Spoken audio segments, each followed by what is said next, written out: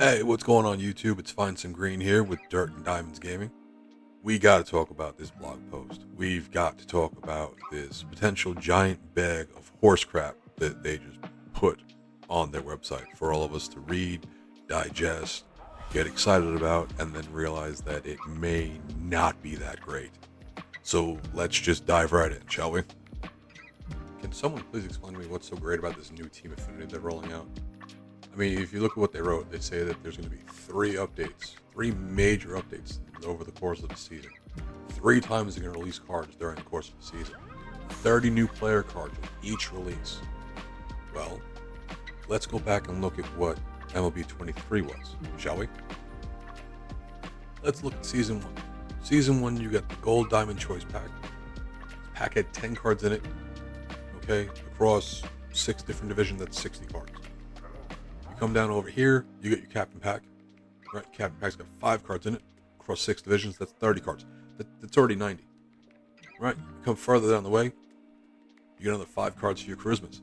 6 divisions, another 30 cards. So Season 1 last year had 120 cards in it. Alright, you go and you look at Season 2. Season 2 had your Future Stars, it's 30 cards. Season 2 had your Captains again, it's 30 cards for up to 60. All right, then you come down here and you do Incognito with another 30 cards total across the divisions. So we're at 90 there. Okay, and we're at 90 in Season 3, and we're at 90 in Season 4, and we're at 90 in Season 5. They're not doing us any favors. They're just slow playing out the content. So now you get the joy of having to start off with lower tier cards, which, don't get me wrong, I don't completely dislike the power creep, but you get to start off with lower cards, and you get the last 30 days of each season to try to earn the best cards out of Team Affinity and only get to use them for a limited time. A limited time. They're not helping us with this. I don't care what everyone else says. I really consider not even making a video because everything seemed like it was so positive and positive and positive. And I'm looking through this and I'm thinking about it and I'm like, well, wait a minute. This really doesn't make any sense to me because we're still getting the same amount of cards they gave us last year, except they're just making it more annoying. Last year I had the option. If I wanted to grind my ass off in Team Affinity, I could finish it, knock everything out, get all the cards, finish the collection, enjoy the cards for the entire season if I wanted to. Now they're limiting enjoyment instead. We're past the point of play how you want, play with what you want. It's no longer play with what you want. You can play how you want, but we're going to tell you what cards you can and can't play with for X amount of time. I'm not sure how this whole thing is going to work out. But I know in my heart of hearts, anybody telling you this is a good thing straight off the rip without actually playing it, experiencing it, or looking back at what we've had over the last year, it's full of crap. Speaking of full of crap, let's review this little nugget they left us. Sellable rewards and free packs weekly. Ranked programs will feature sellable rewards, including a new exclusive program player reward for you to earn in solo or co-op gameplay. Battle Royale Flawless will start at 10-0 for the best reward pack, and events now last 2 weeks long. Well, let's see. Events lasting 2 weeks long over a 9-month game cycle means we will have 18 events. Okay, somewhere between 2 to 3 cards per event, but roughly 18 events. This past year, we probably had somewhere between 25 and 30, so we're getting less cards there. There'll be less rewind packs there. There'll be less overall cards there. Now, granted, the rewinds weren't sellable this past year. They may make them sellable this coming season, but if nothing else, you can grind quickly, get 1 card, not have to play the rest of the event, and then use the rewind pack in last year's game cycle to grab the second card that you might have missed. Battle Royale going 10-0 instead of 12-0, and the program card sellable. So what they're basically doing here is they're making them more accessible, yes, but they're also devaluing the market. It's going to be the same thing with ranked, okay? If you look at Eddie Matthews was a set 1 BR card, all right? If you would have gotten Eddie Matthews around launch out of BR, if you would have bought him, he would have cost you, let's say you waited a week, he would have cost you 63,000 stubs, okay? Bo Bichette, set 3 card. This is after they decided not to make a reward sellable after the first set in that game cycle.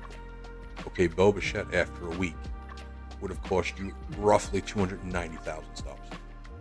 290,000 stubs. It's quite an increase. Now, if you go look at your ranked seasons, all right, set 1, Lou Gehrig. Lou Gehrig was probably the better card in set 1. Gunnar Henderson wasn't bad, but Lou Gehrig was, at least he was my guy.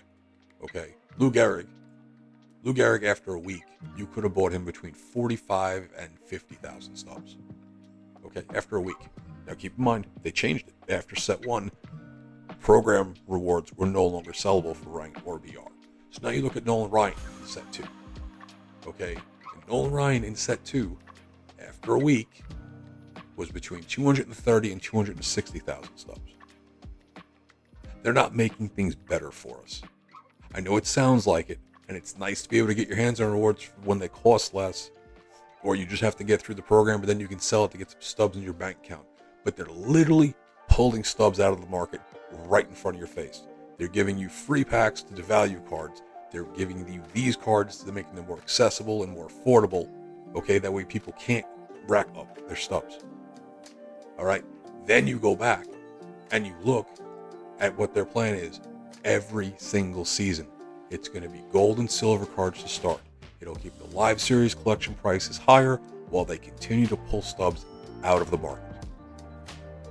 In my honest opinion, the whole thing is an overcorrection and a knee-jerk reaction from negative feedback that they got last year. Okay, and some of the negative feedback was warranted and things did need to get changed. However, you just needed to tweak the wheel. You didn't need to reinvent it. You've gone and turned ranked seasons into BR without the draft. Nobody and their brother come August, July, June, hell, I mean even May. Who wants to play ranked seasons with silver and gold cards? I sure as hell don't. It's fun at the beginning. Like the aura of building your team from scratch. That lasts for about, I don't know, a week, maybe 2.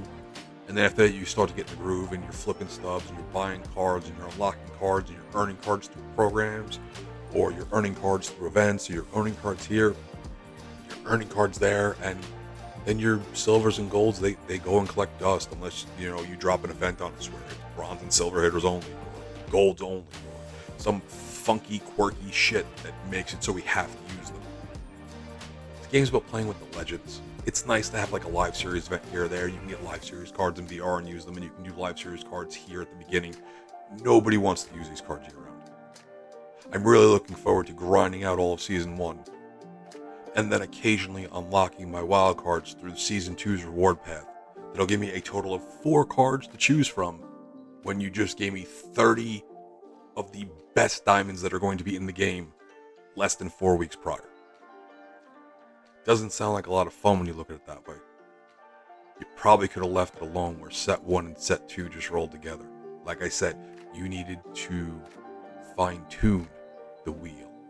Maybe smooth out some of the rough edges. It's supposed to be circular. You left a little bit of a square edge here or there. You didn't need to blow the whole damn thing up and start over. I don't know what they were thinking. Listen, I get it. A lot of people didn't like, so many 99s at launch. I personally didn't like so many 99s at launch. At the end of the game cycle, I think there's like 15 or 16 pages of 99s that you can buy. That's not including all the cards that you unlock through Team Affinity or any other of the programs that were non-sellable. Okay, all I'm saying is that nobody was complaining during set 1. Nobody was complaining during set 2. Okay, set 1's rolled into set 2 effortlessly. And you took whatever you wanted from set 2 and you combined it with set 1, and everybody pretty much enjoyed it. Things didn't start to fall off a cliff until you got to set 3. And then all those fancy, expensive chase cards and all the other crap that you were peddling, we weren't able to use anymore because you only gave us 1 wild card. All you really needed to do was take the 4 wild cards, keep the other stuff somewhat the same, and give us the 4 wild cards.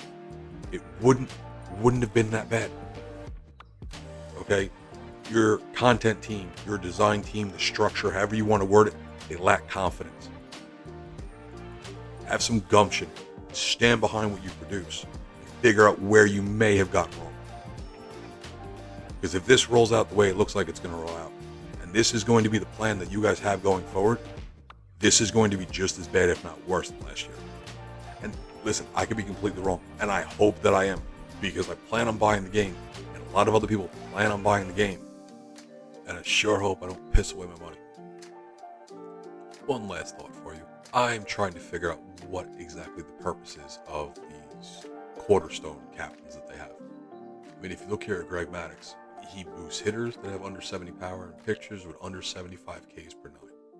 I mean, I guess it screams live series, but can you combine them with another cornerstone captain? Do we still have pitcher and hitter captains? And even if we did still have pitcher and hitter captains, how does this work?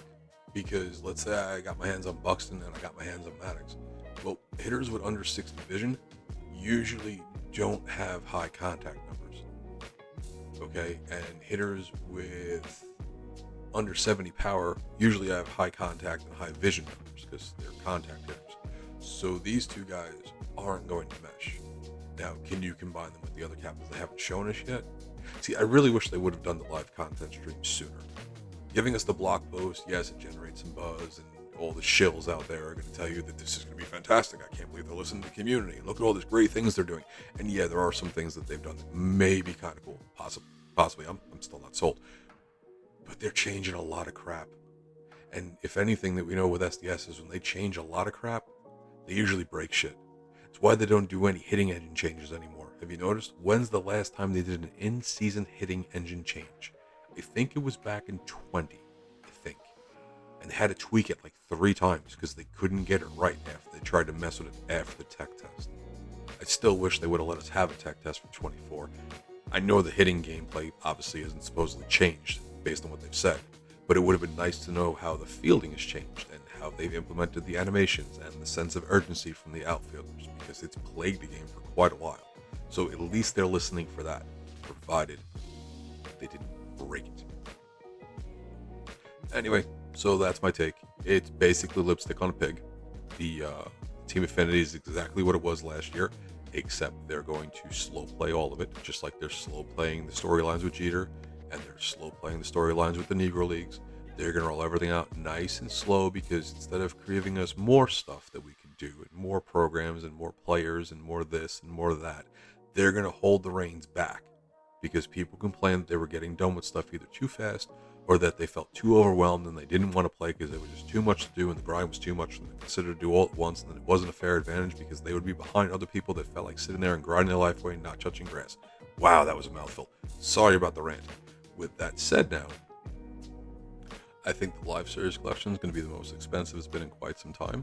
I think that while they're giving us free stuff and there's a Stub Millionaire pack and all this other stuff in the program rewards, that stubs may be harder to come by this year.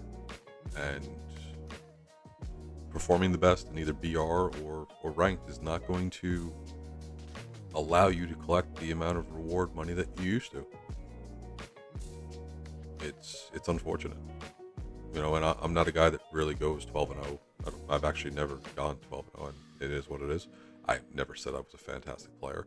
I've never made World Series, and it doesn't bother me in the slightest. I've never made a big enough push to try to make World Series. You know, but I still get the cards that I wanted. You either flip in the market, or you do this, or you do that, or you grind and you get stuff done early. That way, any other rewards you get, you can make sellable. There were ways to do things, and it was perfectly fine. I don't know what to tell you guys. You know, I don't know what your thoughts are. I don't know how you feel about it, but I'm looking at it, and I'm not a giant fan of change, and they keep changing things pretty regularly lately. You know, last season they came out of left field with the whole sets and season thing, and now this year they're kind of doubling down because, well, it doesn't say sets. It really still is sets. It's just, instead of calling it sets, they're just calling it seasons. You know, I still can't use the cards from season 1 or set 1 when we get to season 1, aka set 2. You've taken away the ability to do that except for the wild card, which last year didn't matter until set 3. So I'd love to know your thoughts. I'm not overly excited with the way things are going. I don't think these new captains that they're bringing out, at least the cornerstone captains, are going to be anything to write home about. I mean, I'm sure I'm going to find a way to use 1 or 2 of them, or however many they'll let us use at the beginning, because we're going to be dealing with cards that are inferior to what we're used to now. You know, but I appreciate anybody who's listened this far. I apologize for the rant. This video has gone on way longer than I was going to, but as I'm reading through it and looking at the data and remembering everything that we've done, I don't really see it as being a good thing. If you've made it this far, I'd appreciate a like. For more content, please hit subscribe, click the noti bell. As always, I thank you for the time, and until next time, you have a good one.